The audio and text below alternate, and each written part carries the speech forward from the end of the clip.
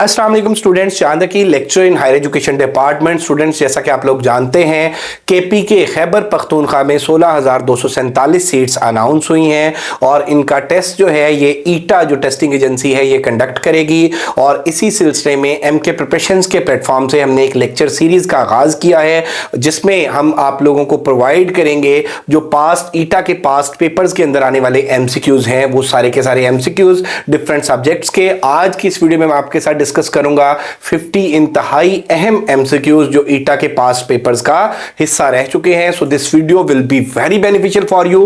Complete video देखिएगा क्योंकि ये देख के आपको आइडिया होगा कि ईटा के जो पेपर्स हैं उनमें इंग्लिश का जो पोर्शन है, क्योंकि हर सीट के लिए इंग्लिश कंपलसरी है और इंग्लिश का जो पोर्शन है वो किस लेवल का पूछा जाएगा, उसका डिफिकल्टी लेवल क्या होगा और किस किस तरह के क्वेश्चंस आएंगे, पार्ट्स ऑफ स्पीच से किस तरह के क्वेश्चंस आएंगे, सिनोनिम्स एंटोनिम्स किस तरह के आएंगे, इडियम्स किस तरह के आएंगे।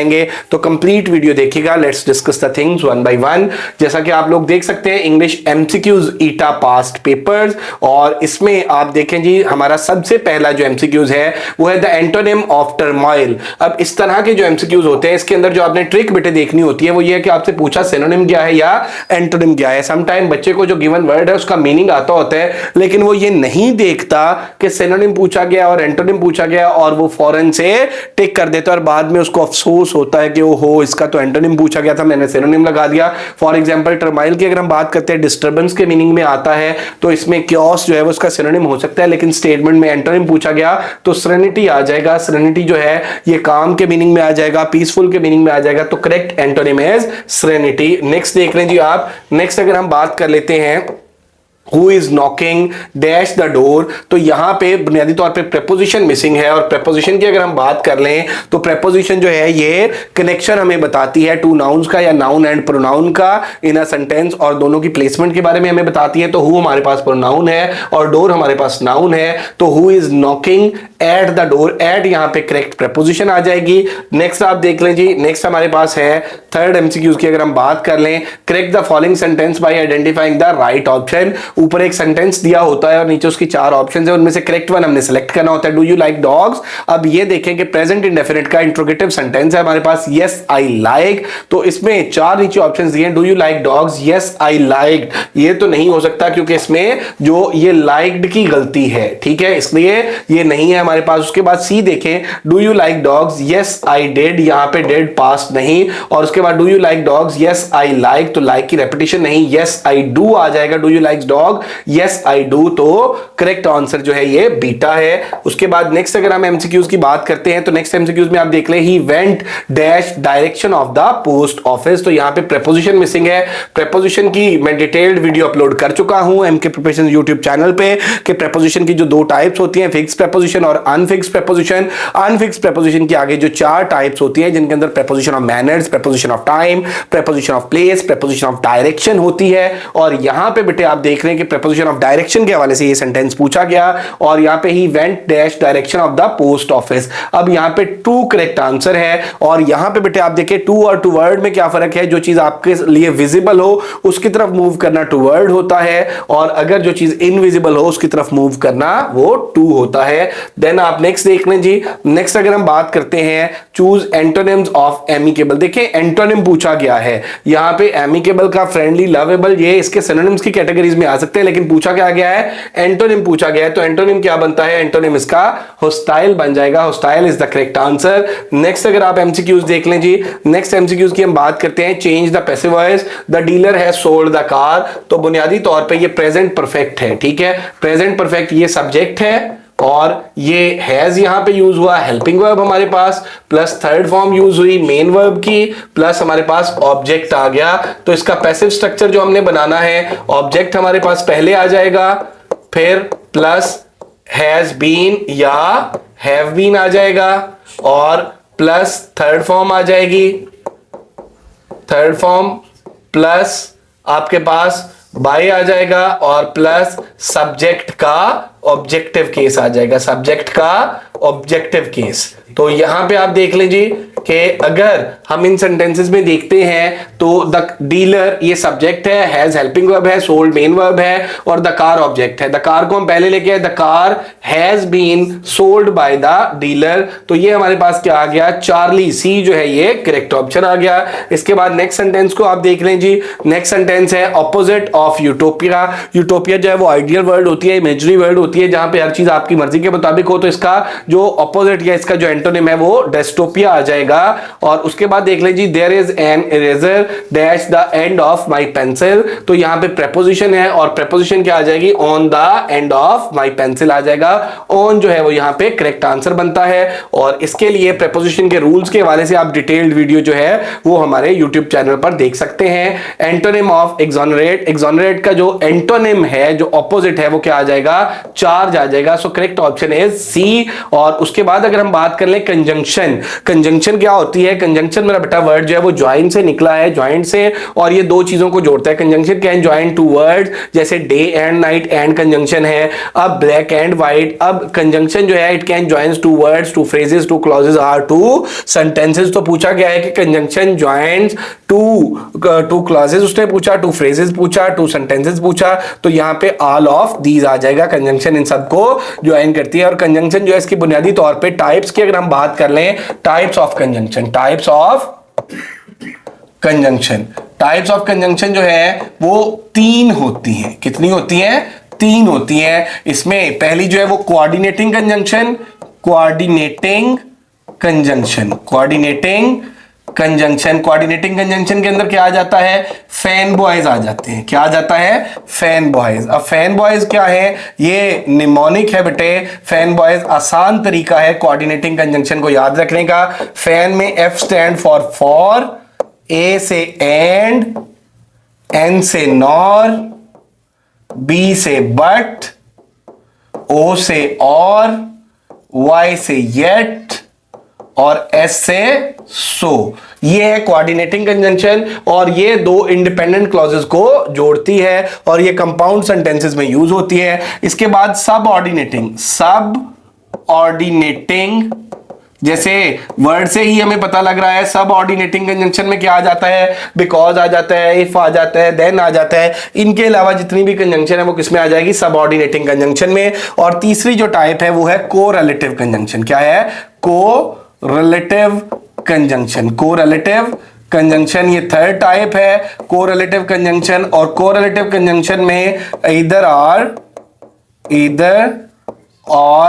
नेदर नॉर बट आल्सो, ये जो है ये कोरिलेटिव कंजंक्शन में आ जाती है। तो यहां पे कंजंक्शन का जो करेक्ट आंसर था वो डी था, डेल्टा था, ऑल ऑफ दीज। और इसके बाद नेक्स्ट आप देख लें जी। नेक्स्ट अगर हम बात कर लेते हैं, my brother and friend dash me in my exams last year. तो यहां पे लास्ट ईयर जब आ गया ना, तो लास्ट ईयर जो है ये मेरा बेटा आपके पास मार्कर है, ये आपको आइडेंटिफाई कर रहा है कि भाई हमने पास्ट इंडेफिनिट यूज करना है, पास्ट इंडेफिनिट। तो पास्ट इंडेफिनिट क्या आ गया हमारे पास, सेकंड फॉर्म आ गई विदाउट हेल्पिंग वर्ब, तो इसका करेक्ट आंसर हेल्प्ड आ गया। इसी तरह से अगर हम आगे चलते हैं तो आगे आप देखें कि नेक्स्ट क्वेश्चन है, as knife is to cut then shave is to razor. As knife is to cut, ठीक है, then shave is to razor, ये करेक्ट आंसर आ गया, delta. Select the pair which having same relationship, इसको analogy बोलते हैं। Analogy में हमने क्या करना होता है, सेम रिलेशनशिप फाइंड आउट करना होता है, एनालॉजी, ठीक है। ये अब देख लें कि एनालॉजी के हवाले से सेम रिलेशनशिप हमने फाइंड आउट करना है। तो यहां पे जो ग्रेन है ये साल्ट, अब मेरा बेटा ग्रेन ऑफ साल्ट हो सकता है, तो ये जो शेड ऑफ पोट्री, तो ये इसका करेक्ट आंसर जो है ये अल्फा आ गया। और इसके बाद आप देख लें जी, ये होल का रिलेशन है पार्ट के साथ, ये वो एनालॉजी यहां पे यूज होगी। उसके बाद he said to her what a cold day, अब इसका देख लें कि डायरेक्ट इनडायरेक्ट है, he exclaimed that it was a very cold day. इसका अल्फा करेक्ट आंसर आ गया। while this incident come, तो यहां पे बेटे देख लें कि preposition यूज होनी है, while this incident come about आ जाएगा, तो करेक्ट आंसर जो है वो सी है। उसके बाद देखिए she dash for the upcoming tennis tournament, near future जब आ जाए तो उसके लिए हम क्या करते हैं, प्रेजेंट कंटिन्यूअस का स्ट्रक्चर यूज करते हैं, तो she is training for the upcoming tennis tournament। उसके बाद white ball dash for the first time in 1992 cricket world cup, तो यहां पे अब देखें हमें हैड यूज लगाना चाहिए या यूज लगाना चाहिए। अब व्हाइट बॉल वाज यूज्ड, ये हमारे पास क्या आ गया, पास्ट इंडेफिनिट आ गया, क्योंकि पैसिव स्ट्रक्चर है इसलिए हमने क्या किया, थर्ड फॉर्म और उसके साथ वाज लगाया। If you work hard you will get good marks, ये कॉम्बिनेशन है किसका, प्रेजेंट इंडेफिनिट का और फ्यूचर इंडेफिनिट का, और ये फर्स्ट कंडीशनल बनता है। क्या बनता है, फर्स्ट कंडीशनल बनता है, फर्स्ट कंडीशनल। कंडीशनल सेंटेंसेस की भी मैं डिटेल्ड वीडियो अपलोड कर चुका हूं। कंडीशनल सेंटेंसेस चार तरह के होते हैं। फर्स्ट कंडीशनल है, कॉम्बिनेशन है प्रेजेंट का और फ्यूचर का। सेकंड कंडीशनल जो है वो कॉम्बिनेशन है पास्ट इंडेफिनिट और वुड प्लस फर्स्ट फॉर्म का। और थर्ड कंडीशनल जो है वो पास्ट परफेक्ट और would have plus third form का। और जो जीरो कंडीशनल है उसके दोनों हिस्सों में प्रेजेंट ही आता है। तो यहां पे ये फर्स्ट कंडीशनल आ गया और विल गेट है। उसके बाद नेक्स्ट आप देख लें जी, नेक्स्ट अगर हम बात करते हैं, Fatima is not at home at the moment, she is at work. At the moment आ गया तो इसमें प्रेजेंट का स्ट्रक्चर हम यूज करेंगे, शी इज एट वर्क, तो alpha is correct answer. Faint heart never won fair lady, one is which part of speech, यहां पे पूछा गया हमसे कि जो इस फिक्रे के अंदर वन क्या है, तो ऑब्वियसली वन जो है वो वर्ब है, और यहां पे आपके पास क्या आ गया, faint heart never won fair lady, तो वन जो है वो वर्ब है और ये विन की फॉर्म है। नेक्स्ट आप देख लें जी कि the wages of sin, the wages, wages यहां पे रिवार्ड के मीनिंग में, वेजेस किसके मीनिंग में है, रिवार्ड के मीनिंग में है, तो यहां पे वेजेस ऑफ सिन, ठीक है, इज डेथ, तो यहां पे इज आ जाएगा, wages of sin is death. Wages reward के मीनिंग में है तो यहां पे इज करेक्ट आ जाएगा, वेजेस क्या है, रिवार्ड, ठीक है। उसके बाद नेक्स्ट आप देख लें, अब ये क्योंकि हमारा सब्जेक्ट सिंगुलर बन गया तो वर्ब भी सिंगुलर आएगा। और देन आप देख लें जी, देन नेक्स्ट पे हम जाते हैं, what did he want you to do, identify in this sentence act as, ये सेंटेंस जो है ये मेरा बेटा ही और यू है, ये प्रोनाउन के तौर पे क्या कर रहा है, वर्क कर रहा है, तो इसमें करेक्ट आंसर क्या आ जाएगा, pronoun, alpha is the correct answer. उसके बाद नेक्स्ट अगर हम बात कर लेते हैं तो नेक्स्ट में आप देख लें कि she sings a song, doesn't is she here, doesn't is she is। अब इसमें बेटे क्या है कि ये टैग क्वेश्चन है। टैग क्वेश्चन क्या होता है, टैग क्वेश्चन या रेट्रिक क्वेश्चन, टैग क्वेश्चन इसको बोलते हैं, इस तरह की स्टेटमेंट को, या रेट्रिक क्वेश्चन बोलते हैं, रेट्रिक क्वेश्चन या टैग क्वेश्चन एक ही बात है। इसमें एट द सेम टाइम हम इंफॉर्मेशन भी दे रहे होते हैं, जैसे मैं कहता हूं कि it's raining outside, isn't it, मैंने बता भी दिया कि भाई बाहर बारिश हो रही है, क्या बाहर बारिश नहीं हो रही, तो सेम इज द केस कि यहां पे क्या है, टैग क्वेश्चन यूज हुआ है। सो करेक्ट आंसर जो है वो ए है। उसके बाद देख लीजिए synonym of evil is, evil का जो सिनोनिम है वो क्या आ जाएगा, वो ब्लेटेंट आ जाएगा। और इसके बाद नेक्स्ट आप देख लें, नेक्स्ट एमसीक्यूज की अगर हम बात करें तो यहां पे करेक्ट एनालॉजी, करेक्ट एनालॉजी जो है वो मॉर्निंग और नून, मॉर्निंग और नून। अब यहां पे देखें जी कि जिस तरह से मॉर्निंग के बाद नून है, ये जो एक लॉजिकल सीक्वेंस है, चाइल्ड और यूथ आ गया, चाइल्ड और यूथ आ गया। वैसे भी हम चाइल्डहुड को एसोसिएट करते हैं मॉर्निंग के साथ, और नून को हम एसोसिएट करते हैं यूथ के साथ, और इवनिंग को ओल्ड एज के साथ, तो यहां पे बीटा जो है ये करेक्ट आंसर आ गया। उसके बाद नेक्स्ट आप देख लें, नेक्स्ट में अगर हम बात करते हैं, I met a European, I met a European, यहां पे जैसे मैं कहता हूं आई मेट आ सोल्जर। अब ये क्या होता है कि हम जब क्या कर रहे होते हैं कि कॉमनली हम किसी की बात कर रहे होते हैं तो उसके लिए हम फिर इनडेफिनिट आर्टिकल ए यूज करते हैं। और आगे मैं कहता हूं I met a European, the European was very upset. जब दोबारा मैं इसी की बात करूंगा तो मैं इसको स्पेसिफाई कर रहा हूं, फिर मैं उसके साथ दी लगाऊंगा, डेफिनेट आर्टिकल यूज करूंगा। यहां पे ए आ जाएगा। उसके बाद नेक्स्ट आप देख लें जी, choose antonyms of ambiguous. Ambiguous जो है, अब यहां पे देख लें कि एम्बिगुअस जो है वो अनक्लियर होता है, डाउटफुल होता है, ठीक है, सस्पिशियस होता है, तो इसका क्या आ जाएगा, एक्सप्लिसिट। एक्सप्लिसिट जो है ये क्लियर के मीनिंग में आता है, तो एम्बिगुअस का एंटोनिम पूछा गया है। उसके बाद choose correct synonym of ecstasy. Ecstasy का जो सिनोनिम पूछा गया है तो ये एक्सल्टेशन के मीनिंग में आ जाएगा, इसका जो सिनोनिम है। Then the word rex stands for, word rex का जो मीनिंग है वो किंग है। इफ यू रिमेंबर के एडिपस रेक्स बड़ा फेमस प्ले है सोफोक्लेस का, तो उसमें रेक्स जो है, रेक्स का मतलब किंग होता है। देन आप देख लीजिए सिनोनिम ऑफ ओडोर। ओडोर का जो सिनोनिम है वो क्या है, वो स्मेल है। देन देख लें जी, नेक्स्ट है just good enough means. Just good enough इस एक्सप्रेशन का मतलब क्या होता है, good for circumstances, good for situation. और उसके बाद देखें जी, change voice of the following, was she swing my shirt. Was, ये हमारे पास क्या है, ये प्रेजेंट कंटिन्यूअस का इंट्रोगेटिव सेंटेंस है। वाज माय शर्ट बीइंग, अब क्या है कि किसी भी टेंस के एक्टिव वॉइस और पैसिव वॉइस का हेल्पिंग वर्ब सेम नहीं हो सकता, तो यहां पे वाज प्लस आईएनजी थी तो यहां पे बीइंग आ जाएगा। वाज इंट्रोगेटिव था तो स्ट्रक्चर इंट्रोगेटिव ही रहेगा।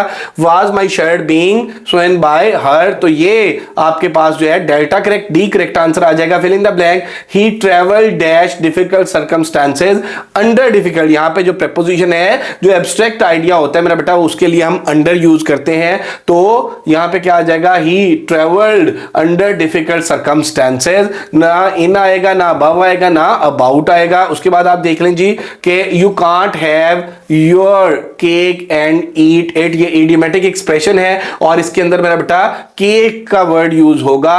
You can not have your cake and eat it, मतलब at the same time you can't enjoy two different benefits. और उसके बाद आप देखें जी कि आइडेंटिफाई द करेक्ट स्पेलिंग। यहां पे करेक्ट स्पेलिंग, बाकी सारे स्पेलिंग देख लें इनमें गलती है, और ये जो अडल्ट्रेट के स्पेलिंग है फर्स्ट वन करेक्ट है। उसके बाद नेक्स्ट अगर हम बात कर लें, meaning of idioms proverb, to spill the beans. To spill the beans का मतलब है टू रिवील सीक्रेट इंफॉर्मेशन, के जो सीक्रेट इंफॉर्मेशन है उसको रिवील करना। देन आप देख लें opposite meanings of viable. Viable के मीनिंग जो ऑपोजिट बनते हैं वो अनवर्केबल बनते हैं, तो इसलिए करेक्ट ऑप्शन जो है वो सी आ जाएगी।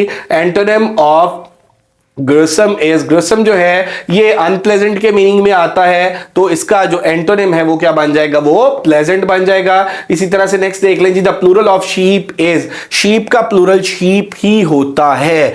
10 शीप, 12 शीप, अगर इसका पीछे वैरायटी ऑफ का वर्ड आ जाए, टाइप ऑफ का वर्ड आ जाए, काइंड ऑफ का वर्ड आ जाए, कोलोकेशन पीछे को यूज हो, तो फिर तो हम एस लगा सकते हैं, अदरवाइज शीप का जो प्लूरल है वो शीप ही होता है, शीप्स नहीं होता।